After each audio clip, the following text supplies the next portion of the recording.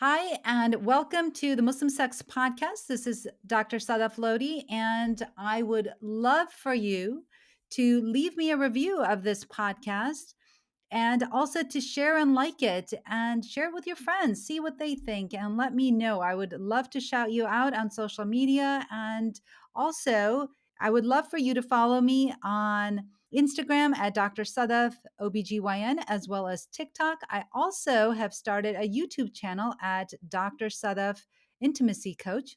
I'd love for you to follow me on all of those channels. And most importantly, I'd love for you to become a patient. I am now accepting telehealth patients for sexual health as well as menopause health in New York and Michigan. So if you are a woman that is looking for a doctor that understands you and can actually take the time to listen to all of your concerns, reach out to me. Reach out at Dr. Sadaf at drsadaf.com.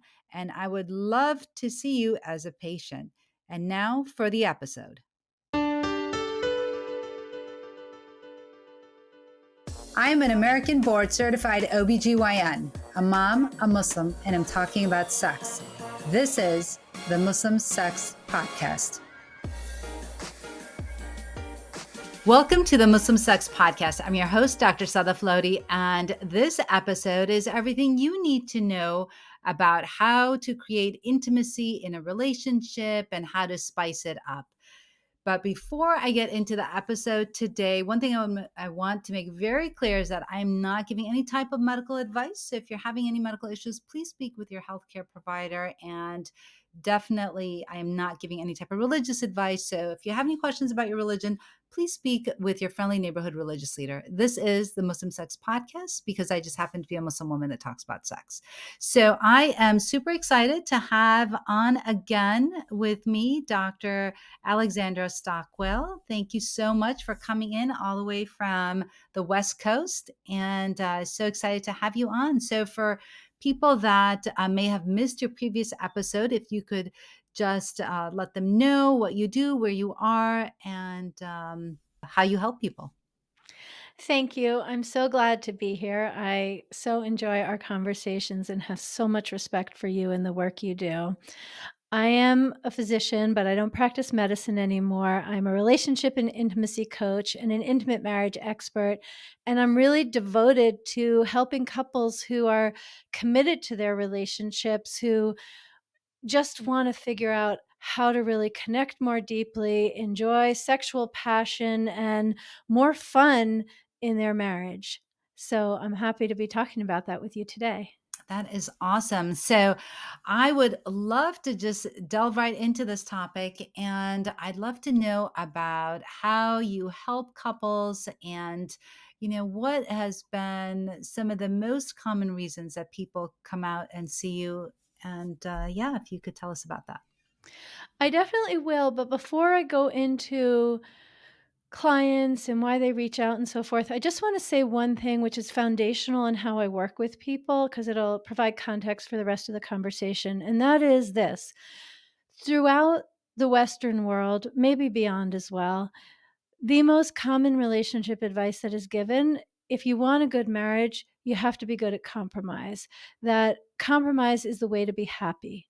And that is completely wrong. If you want a bland, pleasant companionship that is conflict free and passion free, where sex is either not happening or relatively mundane, then if that's what you want, obviously compromise is very helpful. It will keep the peace and you'll have that kind of relationship. But I'm going to assume that anybody listening to the Muslim Sex Podcast wants something different, wants to feel alive, sexually connected, erotically expressive, and really enjoying the beautiful bodies that God has given us. And for that, you've got to get rid of compromise. But Mm, I want to say what I mean. yeah. When people compromise, in my view, what's happening is that you're withholding the truth of who you are Mm, so that your partner is more comfortable. So that could be what color you wanna paint your living room. It could be where you wanna live. It could be the kind of sex you wanna be having. It also can be what you wanna have for dinner, which side of the bed you wanna sleep on, what movie you wanna watch. Like, in general, this is true of both men and women, but it's more readily perceived in most women that we have desires that we either lose touch with because we're not used to honoring them, or we have them, but we just are like, it's just not worth the trouble. It's just my husband and kids want pizza. I'll just have pizza even though I'd really like to be having pad thai. Like, we are used to compromising in small ways as well as big ways. And every time we do, we essentially amputate some part of ourselves so it doesn't participate in the relationship. I know that's sort of a dramatic word, but it's like we can't bring all of who we are into the relationship.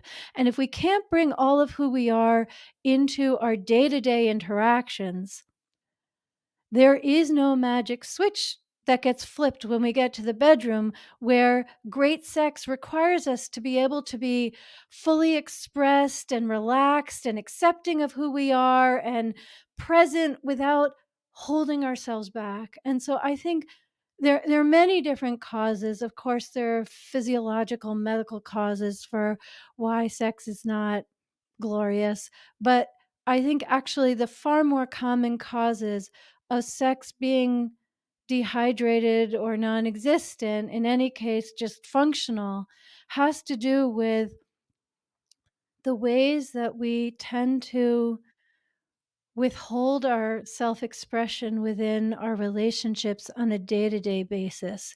So my antidote is what I call uncompromising intimacy, not in the sense that you're uncompromising and you always get your own way, but uncompromising in the sense that you learn how to share the truth of who you are in a way that your partner can hear it.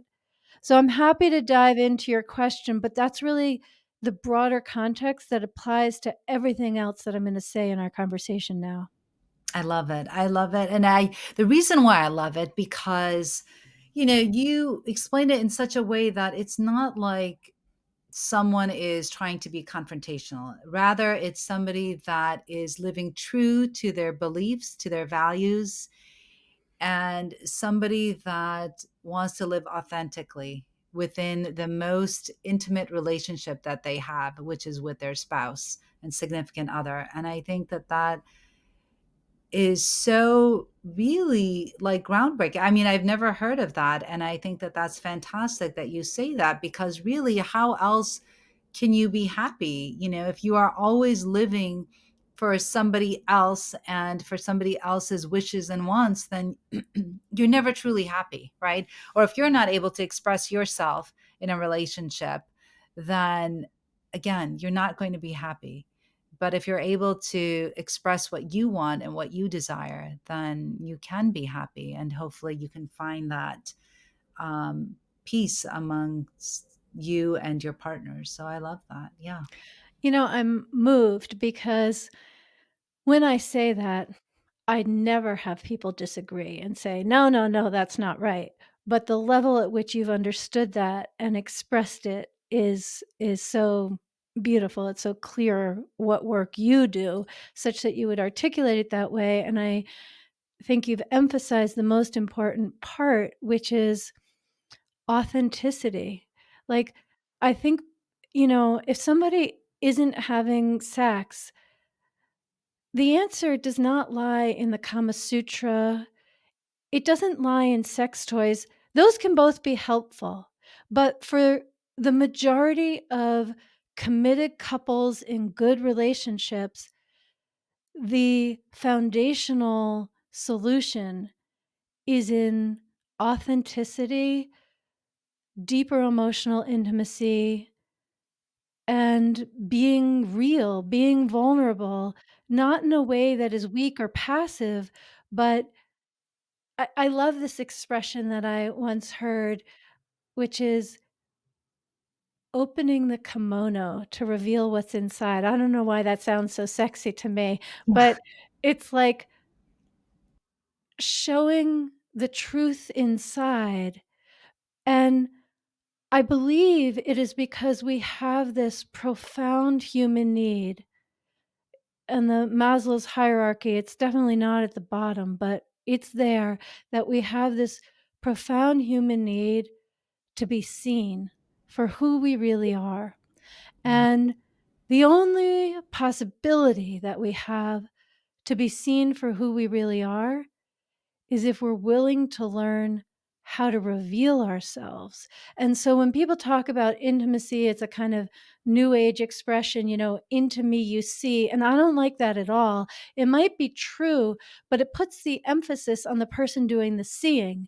And when it comes to deeper emotional intimacy, feeling seen by your spouse, uncompromising intimacy, and then also ultimately really great passionate sex that improves with the years, it's all about developing our capacity to reveal ourselves so we can be seen, which is not a mechanical solution. It is about our presence, our tone of voice, our willingness to slow down and be deep. So, with uncompromising intimacy, with authenticity, then we can address all the different things that arise, having the ability to do so from the root cause. And this is just incredibly relevant. And oh, I will just say one more thing, which is that um,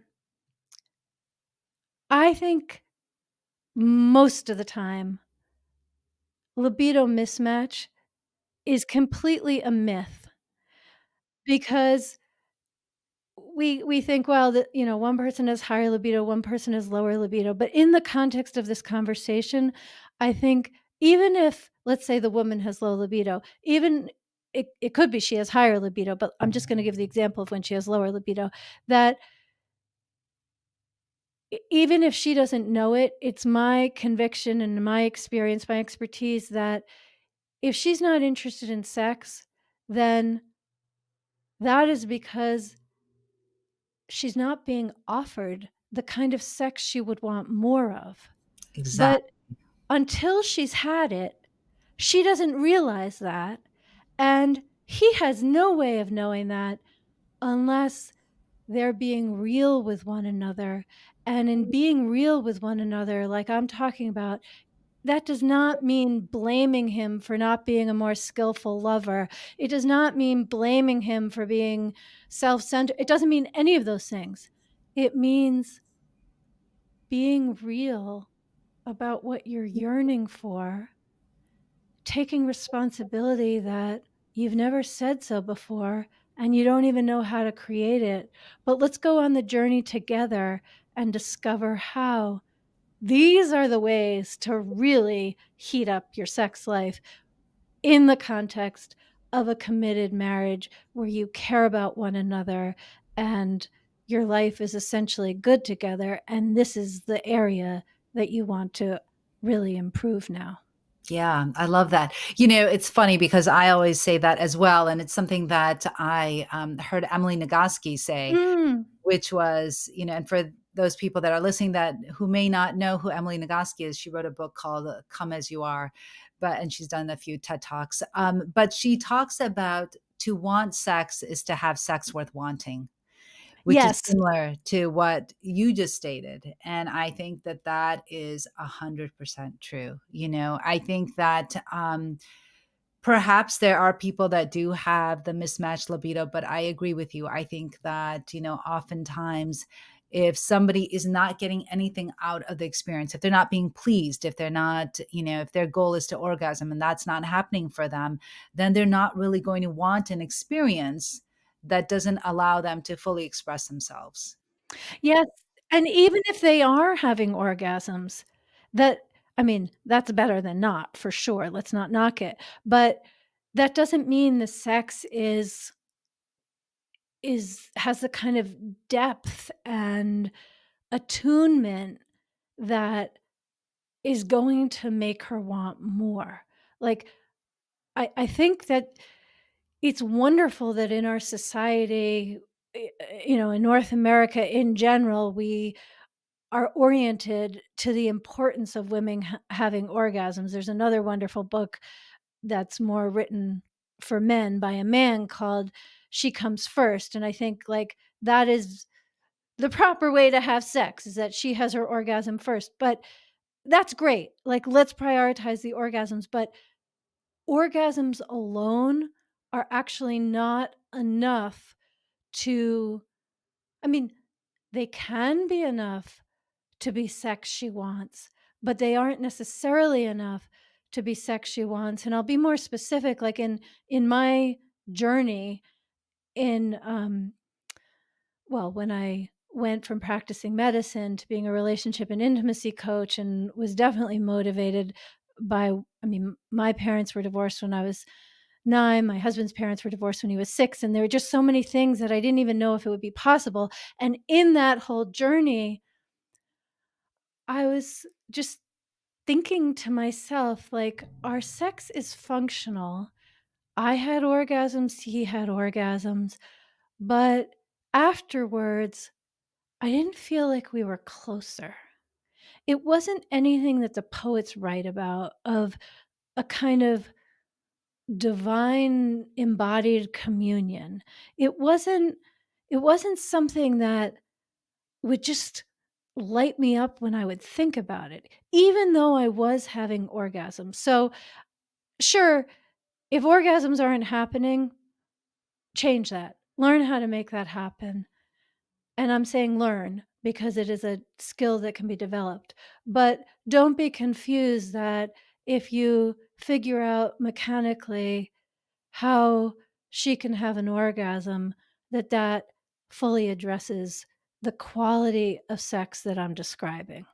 And one next step to take with that, so I don't just say what doesn't work, but I give something practical to act on, is I think it's very helpful to think about sex as an experience of feelings. And we often think of it more in terms of physical sensations, and of course it is. But, how do you want to feel? Do you want to feel cared for? Do you want to feel wild because so much of life is structured? Do you want to um, feel your power in this sexual experience? I mean, I'm not being exhaustive. There's a whole range. It can be tender, it can be sort of with abandon, it can be comforting, it can be loving, it can be just full of exploration. There's something to just thinking about what is the feeling quality you'd like to achieve. And if you have a conversation about that, then if you both know that that's the intention, you're more likely to accomplish it. And you might not accomplish it, but that's a journey worth going on to explore until you do. Maybe playing some music that encourages whatever the feeling state is that you want would be helpful. That's just one example. Yeah. Yeah, I love that. That's interesting that you talk about feelings with sex because so many times, especially in coaching, right? We talk about feelings, we talk about our thoughts, and oftentimes we'll get to the root cause of those feelings, which is our thoughts, right? And so if we're able to change our thoughts, then we change our feelings, which will change our actions. And I think that's really important with kind of a caveat to what you're saying about, what is the type of feeling that you want to achieve with this intimate action or act that you're going to take. And I've never thought of it like that, but I think that that's really important, to what is it that you want? I really agree with what you're saying, and I also think there's something that's sort of parallel to it, I'll say, because I think if we're talking about our productivity or um, getting up in the morning and having a morning routine that's gonna serve us for the day. Like, there are many areas which I would put more in the category of problem solving. That's oversimplifying, but I'll just say that where starting with changing our thinking in order to change our feelings is extremely effective. But when it comes to sex, that's not the whole story. There's something about that really more originates in the body. So, with the conversation we're having now, let's say, um, you wanna feel tenderness in sex. You just wanna, like, times are very stressful right now, and you just want some softness and tenderness. I wouldn't coach a couple to change their thinking in order to have that feeling. What I would do is maybe change your thoughts enough to get rid of any preconceptions and projections and thinking it's impossible. But fundamentally, I mean, there are a lot of ways to do this. This is just one. I would encourage, if this appeals to you, listeners, that you, obviously not while you're driving, but when you have an opportunity, to just sit and close your eyes and evoke the feeling that you want in your body, not through using your prefrontal cortex and changing your thoughts, but just almost like changing channels. Choose the channel of tenderness and softness. And you can hear as I'm saying it, my voice is a little softer, my breath is a little slower, and I am, while I'm speaking now, literally evoking that feeling. And then while you're touching one another, you let that feeling be your GPS signal, be the North Star, so that it's your come from. In other words, it's an embodied guidance, because if we are paying too much attention to our thoughts, it really does restrict how profound sex can be. Now, what I've just described is more of an advanced level of play because I'm talking to you and I know, this would make sense to you. If you're listening and what I've described just sounds confusing and vague, then definitely start with thinking thoughts like, it could be possible to have good sex with my spouse. I could feel good while we're having sex. That's a great starting point if that fits where you are. But if you have the capacity to evoke an embodied experience, then evoke that and nurture it as you touch one another.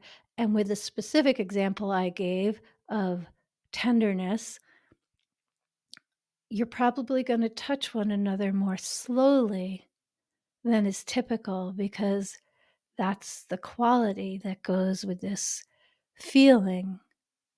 And if you want wild abandon, well, maybe it'll start out differently, but then evoke a kind of, evoke the tiger in you.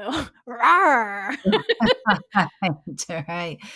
No, I like that. So that's really interesting. So you're saying almost to embody the type of feeling that you want when Yes, you're I having am. sex. I am for so many reasons, one of which is that we create great sex for ourselves. Yes, with our partner, but for ourselves too. In other words, a woman who is not involved in sex or has really diminishing thoughts about it, it really doesn't matter how attentive and how expert her partner is in loving. And if you learn to evoke sensations like this, then You can actually have pretty good sex with someone who might objectively not be the best lover in the world, but you learn to respond and educate him along the way. Mm, yeah. I think that, a lot of times, some listeners that are listening may, the only person they may have been with is their partner, is their current partner, right? So they don't date prior to marriage. And so I think this is really helpful because, they don't have that experience outside of marriage. So what they have, or the partner that they have, is the only experience, the only person they've ever been with sexually in their lives. And so I think that this is helpful because, you're really talking about embodying a type of feeling and what you want. I think oftentimes, that sometimes the women that I talk to, they will say that, well, it just doesn't matter, I'm not enjoying it, and I'm really just like a receptacle, and that, it doesn't really matter. I don't really care for it anymore. And to them, again, I say what, you and I talked about before, is that, to want sex is to have sex worth wanting, which is, you're really not enjoying it, probably because there's nothing in it for you. So I think that, to take that a little bit further, is what you're saying, is to decide on the feeling that you want to have, and then start to embody that feeling to create the intimacy with your partner. Yes, and for the couple that has been with one another and not with other partners ever, I wanna suggest something else as well, which is when couples are married for a long time, they typically get I wouldn't nec it could be a rut, but that's not the point I wanna make. They get into a familiar mode. It's like sex happens in a particular way, we parent in a particular way, we drive in a particular way.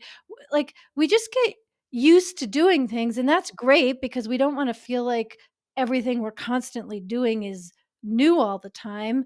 Like, it's nice not to cook a new dish every single night, but if your typical way of doing sex isn't satisfying, then I encourage you to do sex differently, and let me say what I mean. Maybe if you, let's say you're Americans, but you both speak French. Well, maybe you try for a few weeks that you only speak French when you're making love or going to make love. Or maybe you pretend that it's the first time you've ever had sex. Or maybe I really don't know. This is going to be unique for each couple. Maybe there's a Disney princess and you want to have sex the way I don't actually know my Disney princesses, so I Yeah, can't I was fill in the gonna say, blank here. That was I don't know where we're going with this okay. one. Well, I'm just saying, like, if there's a character in a Yeah, novel sure. that, like, the point is that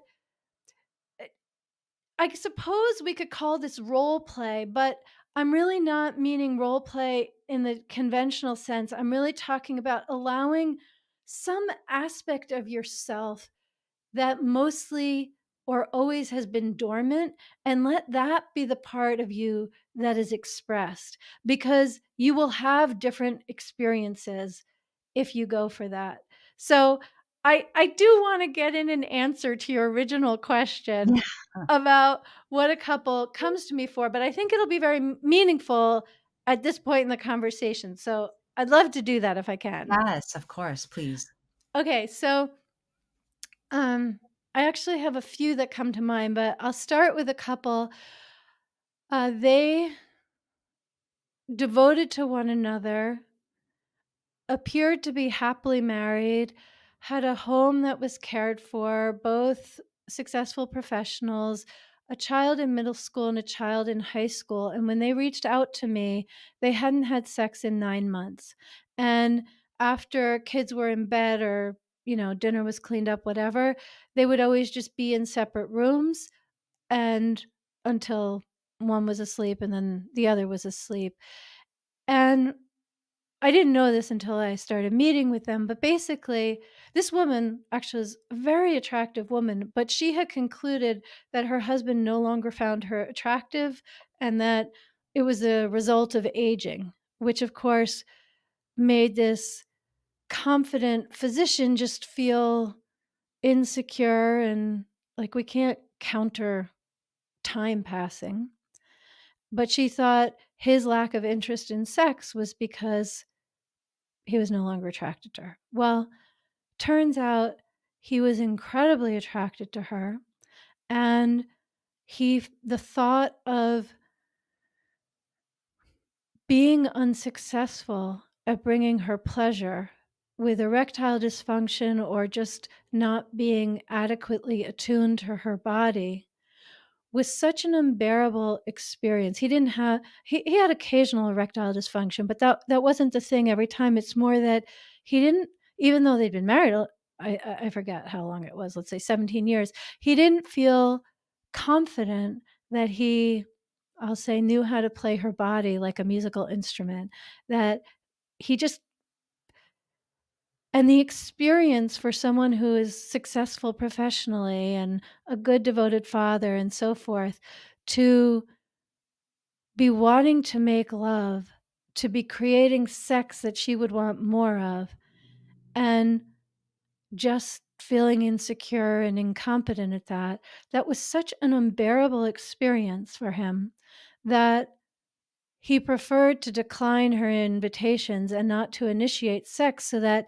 he didn't have to feel so inept in loving his woman. Now, when we started coaching, neither one of them had any idea that this was at the root of the situation.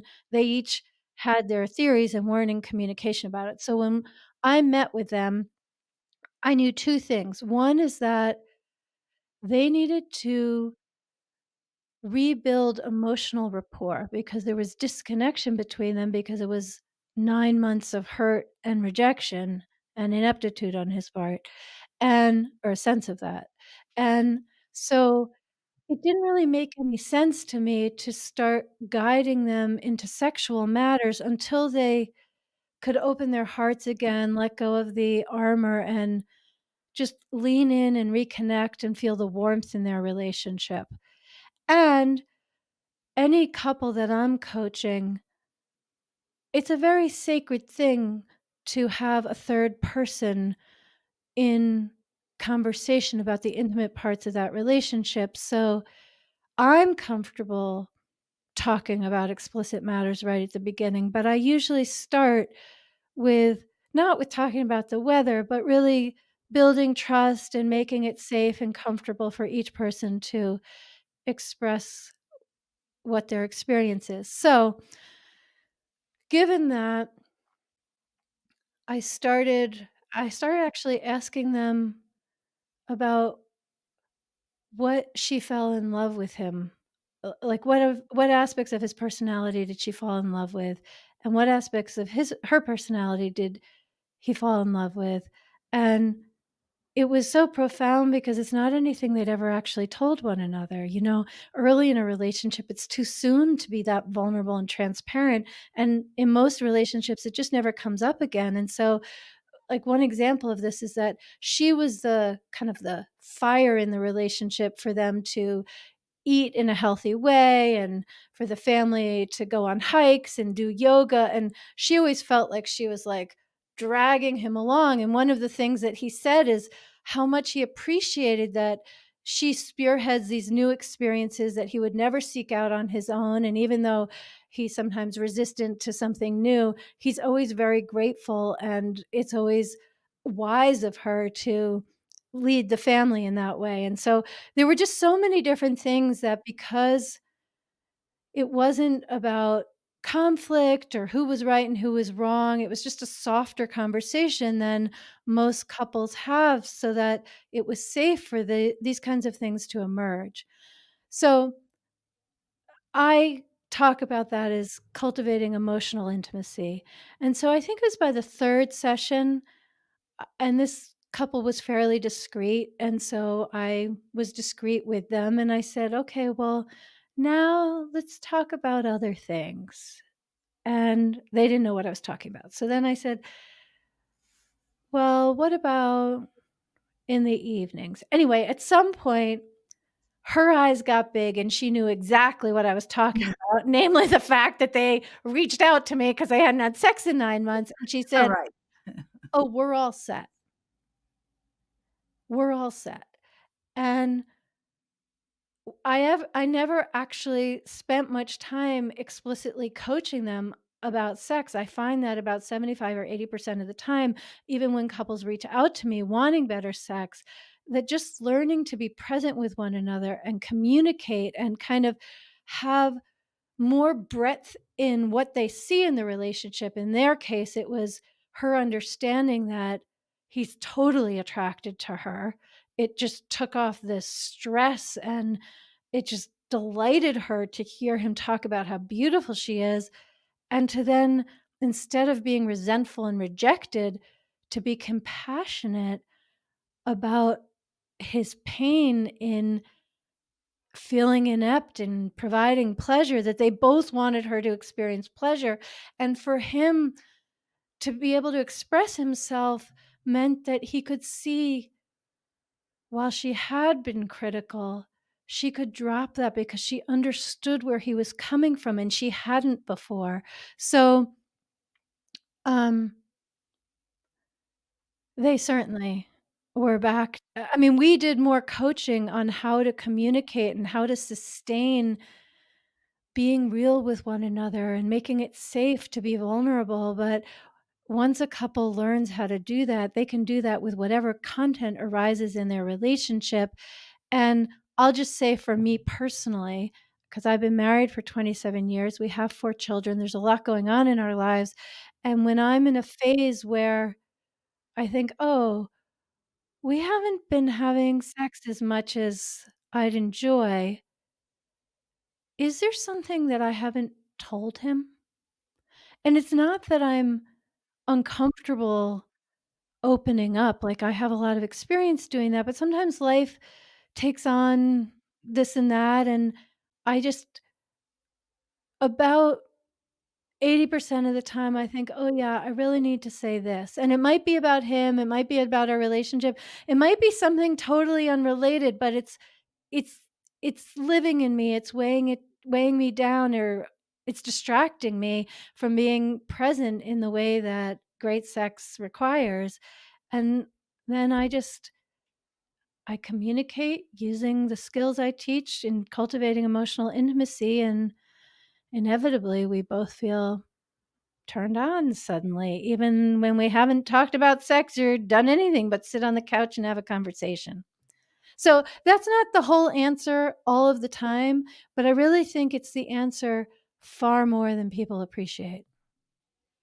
That's amazing. Yeah, I love the transformation of that couple and going from, not having sex for 9 months to realizing and, staying in their own thoughts and thinking that this person is not attracted to me and he's so worried about performance and disappointing her. And I think a lot of times it boils down to communication, right? So there is that, it's called the Female Sexual Satisfaction Survey, which is a questionnaire that if physicians can, have in their practice and ask women to fill out. And the number one reason or the number one thing that helped women be more sexually satisfied in their lives was communication. So I think that that really just validates what you were saying, that it's so important to be honest and open with each other and really allow each other to be vulnerable so that you can see what's really going on and not just assume that if a person is not interested, it's because they're not interested in you, but they may have some other thoughts in their head going on. So, Yeah, I love that you brought up the survey and the importance of communication. And I just want to add, it's also the quality of communication. I hope that's clear from our whole conversation, that it's not, you know, I can do a lot of communicating and telling my dissatisfactions and my complaints and my analysis. And, that is not the kind of communication that is going to enhance sexual experiences. The kind of communication is the kind, as you said, where it's authentic, it's vulnerable. It can feel a little bit edgy because it is easier not to say these things. But when you learn, I mean, I would say that a good portion of the coaching that I do with clients is teaching them how to have more meaningful, more vulnerable communications in a way that is safe and trustworthy. Yeah. No, I like that. I feel like we could talk forever. I love speaking with you. I love it too. But I want people to know how they can get in touch with you. I'm sure there's tons of people thinking, like, wow, Dr. Stockwell is amazing. And I love the insight that she brings into the conversation and the way that she helps people. So I'd love for them to know how they can reach out to you and how they can schedule a consultation and to see whether or not they're a good fit with you. Thank you so much. So, alexandrastockwell.com is my website, and if you go to alexandrastockwell.com, that really is the doorway to find my podcast, the Intimate Marriage Podcast, my book, Uncompromising Intimacy, my social media. If you sign up for my email list, I send emails with this kind of content, usually 4 times a week, just free tips and lessons.